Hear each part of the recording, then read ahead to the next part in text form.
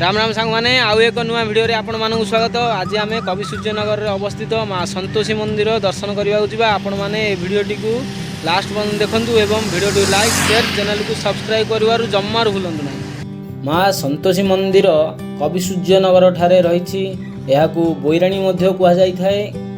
आपण माने एठाकू आसीबाकू चाहुथिले ब्रह्मपुर ठारू 51 किलोमीटर एवं ओडिशार राजधानी भुवनेश्वर ठारू 149 किलोमीटर लगी थाए। आमे वर्तमान कवि सूर्यनगर मेन रोड देई परिबा मार्केट बा पाली देई आमे संतोषी मंदिर जीवा। एही रोड टी माँ महामाई मंदिर ठीक सामने रही।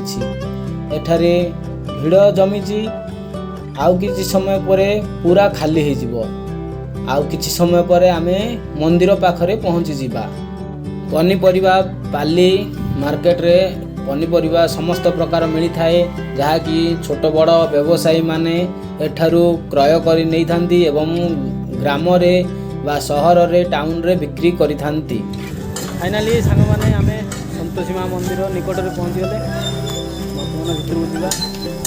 वर्तमान आमे माँ संतोषी मंदिर एही द्वार देई आमे भीतर को प्रवेश करिबा एवं बाहर सुंदरता देखंतु। माँ संतोषी ऊपर बसचंती एवं गज सिंह एठारे रही।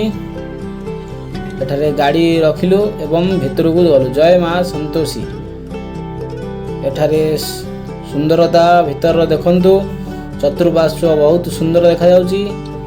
एठारे सीता जन्म, तारका बध, नौका विहार, धनुभग्न और सीता विवाह, परशुराम गर्भगंजन। एठारे छोट छोट मूर्ति चित्र माध्यम रे पुराण मानकर चित्र विचित्र होईची एवं लेखा जाईची मध्य। प्रति शुक्रवार बहुत भीड़ रही थाए एवं पर्वपर्वाणी समय रे अधिक भीड़ रही थाए। खास करी कार्तिक मास एवं माघ मास रे बहुत गहली रही थाई। एठारे जंत्र रही जहाँकि आरती करने पाई जंत्र। चतुर्पार्श्व एवं आपण मानू देखा चाहूँगी। माँ संतोषी मंदिर को बहुत श्रद्धालु आसी थांती। दूर दूरांतर एठाकू आसी थांती। एठारे माँकर मूर्ति मध्य रही। चतुर्पार्श्व बहुत सुंदर होईची। वर्तमान आमे दुर्गा पुराण एवं रामायण श्रीकृष्ण जन्म सबू चित्र विचित्र देखिबा। एठारे देखंतु महिषासुर तपस्या, ब्रह्मांक वरप्राप्ति, चंडमुंड और महिषासुर युद्ध, महिषासुरर स्वर्ग आक्रमण, विष्णुंक ठारे देवता प्रार्थना।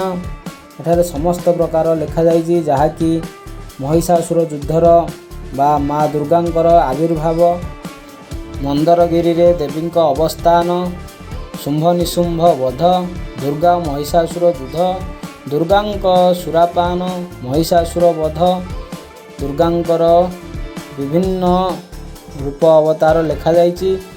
एठारे लेखंतु श्रीकृष्ण गोविंदंक जन्म, वसुदेव कृष्ण को धरी गोपगमन, वसुदेव कृष्ण को धरी जमुना गमन एवं कृष्ण बलराम खेल, शकटासुर वध, दधिपाई यशोदांक पाखरे कृष्णंक अली, लवणी चोरी, श्रीकृष्णंक माटी खाइबा, जामला वृक्षरे कृष्ण को बंधन, श्रीकृष्णंक गाई चराइबा, बकासुर वध, ब्रह्मांक वस्त्रहरण, श्रीकृष्ण माया गोप प्रेरण, धेनुकासुर कालिया दलन, श्रीकृष्ण गोपीमानंक वस्त्रहरण, गिरी गोवर्धन, श्रीकृष्ण पाखरे इंद्रंक शरण, गोपींक माल्यावरण, श्रीकृष्ण रासलीला, श्रीकृष्ण पाखरे वासुकींक मुख्य। एपरी बहुत प्रलम्बासुर, अघासुर वध, कंस राजा अक्रूर को आदेश, मथुरा गमन, जलरे अक्रूर को श्रीकृष्ण दर्शन, वनभोजी, धोबा धोबुणी को वस्त्रदान, श्रीकृष्ण साथी माल्याणी भेट, कुब्जा मुख्य, धनुभग्न, मंगल साथी श्रीकृष्ण युद्ध एवं कंस वध, एपरी उग्रसेन राजाभिषेक। एपटे देखंतु शिव विवाह, शिव तपस्या एवं गणेश जन्म, शिव और गणेश युद्ध। आपण जानिथिबे ଏବଂ ଦେଖନ୍ତୁ ଗୌରୀ ନନ୍ଦନ ଗଜାନନ ଗଣେଶ ଓ କାର୍ତ୍ତିକଙ୍କ ଭ୍ରମଣ ପରୀକ୍ଷା, ଗଣେଶ ବିବାହ, ଶୁଭ ଓ ଲାଭଙ୍କ ଜନ୍ମ, ରିଦ୍ଧି ଓ ସିଦ୍ଧିଙ୍କ ମନ୍ଦିର ଦର୍ଶନ, ଶୁଭ ଓ ଲାଭଙ୍କ ରାକ୍ଷୀ ବନ୍ଧନ ଏବଂ ମା ସନ୍ତୋଷୀଙ୍କ ଅନନ୍ତ ଦର୍ଶନ, ସାଧବ ଘର ସାତ ପୁଅ ଓ ସାନ ବୋହୂ, ସାଧବ ପୁଅଙ୍କ ବାଣିଜ୍ୟ ଗମନ, ମାଙ୍କ ଆଦେଶରେ ସାଧବ ସାନ ପୁଅ ବିଦେଶ ଗମନ, ସାନ ବୋହୂକୁ କାଠ ଆଣିବା ପାଇଁ ପ୍ରେରଣ ଏବଂ ଜଙ୍ଗଲରେ ସାନ ବୋହୂକୁ ଡକାୟତରୁ ରକ୍ଷା, ସାନ ବୋହୂଙ୍କ ସନ୍ତୋଷୀ ପୂଜା, ସାନ ପୁଅଙ୍କ ସଉଦା ବିକ୍ରି, ସାନ ପୁଅଙ୍କୁ ମାଙ୍କ ସ୍ୱପ୍ନବାଣୀ, ସାନ ବୋହୂଙ୍କୁ ଭୋଜନ କଷ୍ଟ, ସାନ ବୋହୂଙ୍କ ମନ୍ଦିର ଦର୍ଶନ ଏବଂ ସାନ ପୁଅର ମାଙ୍କୁ ଦର୍ଶନ। ଏହାପରେ ଦେଖନ୍ତୁ ସାନ ପୁଅକୁ ରାଜ କର୍ମଚାରୀର ଡାକରା ଏବଂ ତାପରେ ସନ୍ତୋଷୀ ପୂଜା, ରାଜନଗରରେ ମାଙ୍କୁ ଦର୍ଶନ ଏବଂ ସପରିବାର ମା ସନ୍ତୋଷୀଙ୍କ ପୂଜା ଅର୍ଚ୍ଚନା ଆରମ୍ଭ ହେଲା। ଏପଟେ ଦକ୍ଷିଣ ପାର୍ଶ୍ୱରେ ବା ମନ୍ଦିରର ଦକ୍ଷିଣ ପାର୍ଶ୍ୱରେ ଶ୍ରୀ ସାଇ ବାବାଙ୍କର ମୂର୍ତ୍ତି ରହିଛି। ଆପଣ ଦେଖିପାରୁଥିବେ ଏଠାରେ ମନ୍ଦିରର ପଛ ଭାଗରେ ଶ୍ରୀ ଶନିଶ୍ଚରଙ୍କର ଶିଳା ରହିଛି। ଏପରି ଦେଖନ୍ତୁ ବାନର ସେନାଙ୍କର ମୂର୍ତ୍ତି ରହିଛି। ପାଣି ଲାଇନର ବହୁତ ସୁବିଧା ରହିଛି।